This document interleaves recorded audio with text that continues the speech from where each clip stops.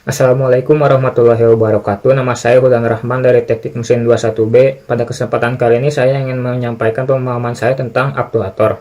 Aktuator adalah peralatan mekanik atau listrik yang digunakan untuk mengendalikan atau menggerakkan sebuah sistem atau mekanisme. Aktuator diaktifkan oleh sebuah lengan mekanisme yang digerakkan oleh sebuah motor listrik dan dikendalikan oleh sebuah pengendali otomatis yang sudah terprogram dalam sebuah controller, microcontroller. Dalam suatu sistem pengendalian, sinyal kontrol ini biasanya tidak memiliki cukup daya untuk mendrive plan, oleh karena itu dibutuhkanlah sebuah aktuator. Fungsi aktuator yang pertama adalah memperkuat dan mengkonversi sebuah daya.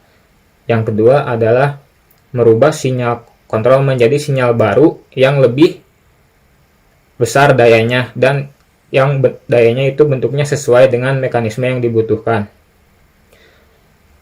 Aktuator diklasifikasikan menjadi beberapa jenis. Yang pertama aktuator listrik, yang kedua ada mekanik, yang ketiga ada hidrolik, dan yang keempat ada aktuator pneumatik. Untuk saat ini saya akan membahas tentang aktuator listrik. Nah, aktuator listrik ini cara kerjanya yaitu mengubah energi listrik menjadi energi atau gerak mekanik. Aktuator listrik ini biasanya memiliki koil. Aktuator ini digerakkan oleh sebuah koil. Nah, apabila koil ini diberi tegangan atau daya, maka akan menghasilkan sebuah medan magnet.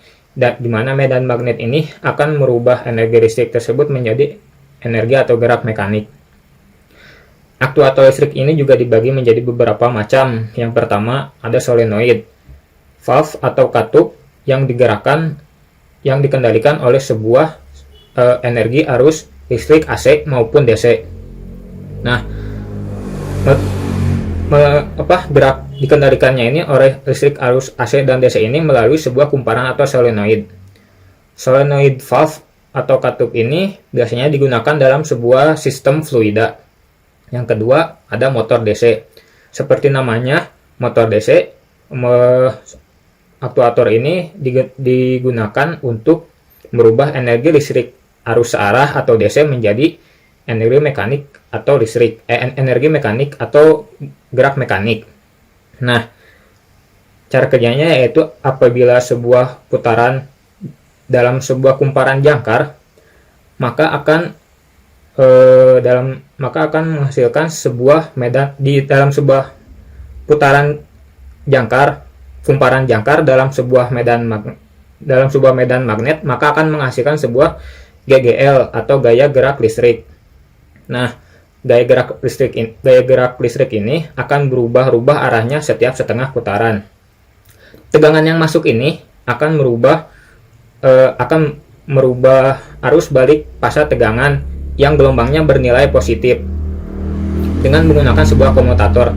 Dengan demikian, arus yang berbalik arah dengan kumparan jangkar tersebut akan berputar dalam sebuah medan magnet. Yang selanjutnya ada sebuah motor servo. Motor servo ini adalah sebuah motor listrik yang bekerja dalam sebuah sistem tertutup atau closed loop. Nah, dalam sistem ini biasanya digunakan untuk mengendalikan sebuah motor listrik, mengendalikan akselerasi dan kecepatan sebuah motor listrik dengan tingkat keakuratan secara tinggi. Motor servo ini bekerja berdasarkan input PWM atau Pulse Width Modulation atau modulasi lebar pulsa.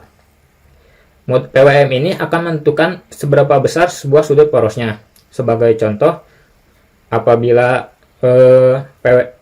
lebarnya atau PWM ini lebih besar dari 1,5 milisecond, besarnya 1,5 milisecond pas, tidak lebih dan tidak kurang, maka akan berputar secara arah jarum jam sebesar 90 derajat. Apabila kurang dari 1,5 milisecond, maka akan berputar berlawanan arah jarum jam atau ke kiri sebesar 90 derajat. Dan apabila memiliki pulsa lebarnya sebesar lebih dari 1,5 milisecond, maka sudut porosnya akan berputar sebanyak 180 derajat searah jarum jam. Selanjutnya adalah motor listrik AC. Nah, motor seperti namanya, motor listrik AC ini mirip seperti motor listrik DC, yang membedakan hanya inputnya. apabila motor listrik DC itu menggunakan arus arah atau direct current, maka motor listrik AC ini menggunakan inputnya yaitu sebuah alternatif current. Nah, alternatif current ini akan dirubah menjadi sebuah energi atau gerak mekanik daripada sebuah rotor. Berdasarkan penggunaannya, motor listrik AC ini dibagi menjadi dua, yaitu ada yang berdasarkan fluktuasi medan magnetiknya, dan yang kedua adalah membutuhkan sebuah putaran awal atau rotasi awal. Sekian yang dapat saya sampaikan. Mohon maaf bila ada kesalahan kata. Terima kasih atas perhatiannya. Wassalamualaikum warahmatullahi wabarakatuh.